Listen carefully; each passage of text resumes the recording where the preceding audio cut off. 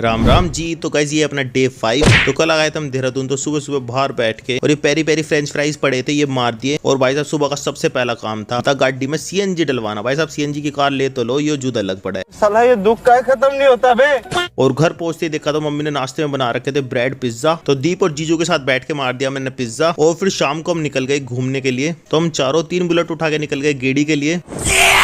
अरे मजाक करो यार, तो कार से निकल गए हम। तो हम सीधा निकल गए मसूरी की तरफ। और मैं देहरादून बहुत बार आ चुका हूँ, पर मैंने आज तक ये मंदिर अंदर से नहीं देखा, प्रकाशेश्वर महादेव मंदिर। और भाई साहब यहाँ सबसे पहले हो गए बजरंग बली जी के दर्शन। तो फुल टीम सेट थी यहाँ पे। और भाई साहब ये तो सबके टिकट चेक कर रहा था, और जिस पे टिकट नहीं था उसकी गुद्दी पे लग रहे थे सीधे। तो हम तो अंदर चले गए भोले बाबा जी के दर्शन करने, और अच्छे से भोले बाबा के करे हमने दर्शन। और फिर शिवलिंग पे जल अभिषेक करके हम सीधा निकल गए मैगी पॉइंट हकुना मटाटा। तो अपना तो भाई साहब यही पुराना अड्डा है। और मौसम हो गया था घना ही मौसम। और यहाँ की सबसे तगड़ी बेंच हमने पकड़ ली। और व्यू देखियो, व्यू भाई साहब एक नंबर दिख रहा था यहाँ से। तो सबसे पहले मंगाया हमने हक्का नूडल्स, और फिर मंगा दी फ्राइड कुरकुरे मोमोज। और फिर सीधा निकल गया हम मालसी की तरफ। और भाई साहब माहौल और मौसम बिल्कुल हो रहा था वेवी। तो व्यू के नजारे लेते हम सीधा पहुंचे पैसिफिक मॉल। और भाई साहब पूरा मॉल घूम दिया हमने।